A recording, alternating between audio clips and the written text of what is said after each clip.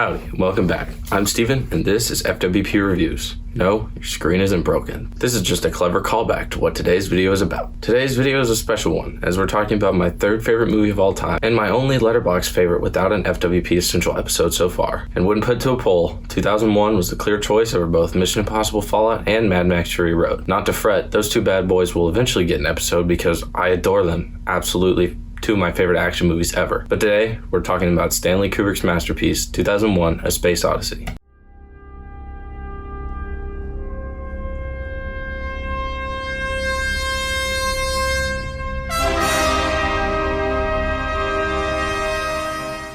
Hi, good to see my face, isn't it? Spanning over millennia, starting with the dawn of man, we eventually see man discover this alien monolith buried underneath the moon's surface. This kicks off a secretive mission to Jupiter, where the monolith is broadcasting a mysterious and unknown signal. The onboard computer HAL 9000, which is overrunning most of the ship's operations, is known to be operationally perfect. And if that sounds like famous last words, it's because they are. Without further ado, my thoughts on the visual masterpiece, 2001, A Space Odyssey.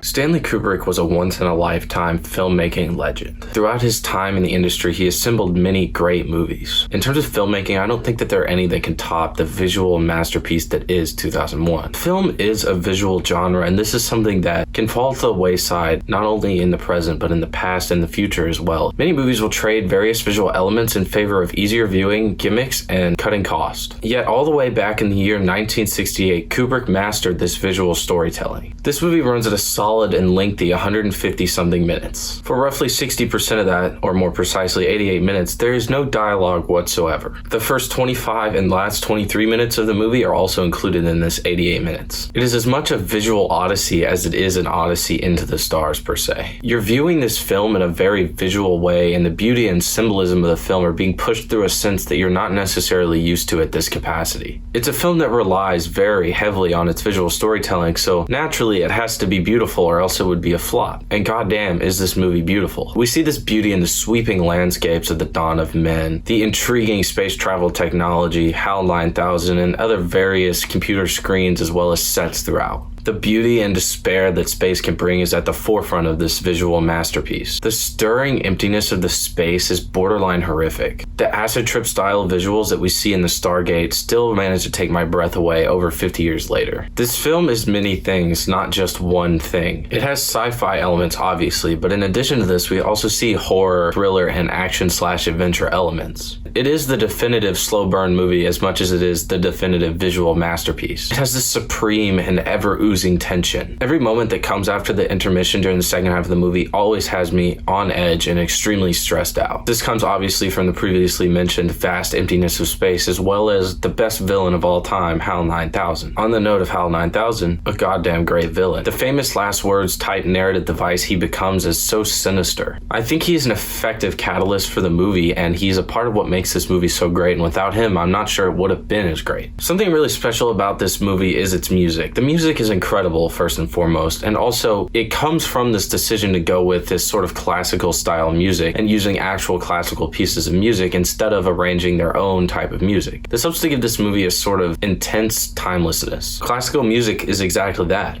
A classic. It helps transcend this traditional notion of time. You know the movies from the 60s and you know the musics from decades, even centuries before that, but the visuals are on par with anything that has been made in recent history. The legacy of this film is one of the most important and lasting things about the movie, and these elements are what combine to make this movie so timeless so that its legacy can be so long-lasting and profound.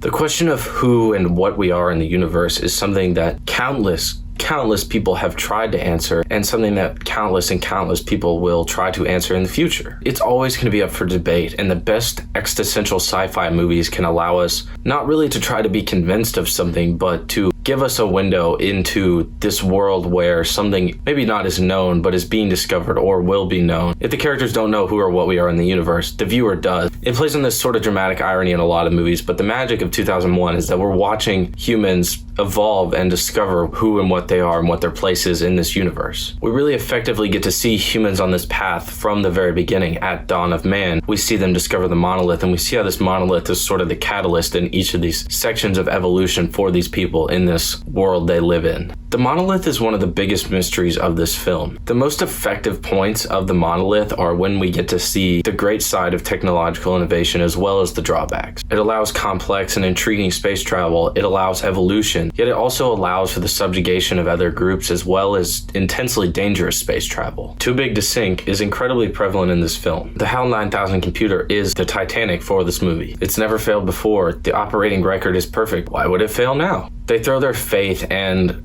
essentially the fate of the human race, as this discovery is monumental. They throw this into the hands of a machine because they think it's infallible. Unfortunately for them, they fail to remember that the people who made it and the people who operated it were not infallible. Human error ultimately did lead to HAL 9000's breakdown and failure of his systems, and it's a nice reminder that when given the opportunity, humans will find a way to fuck it up.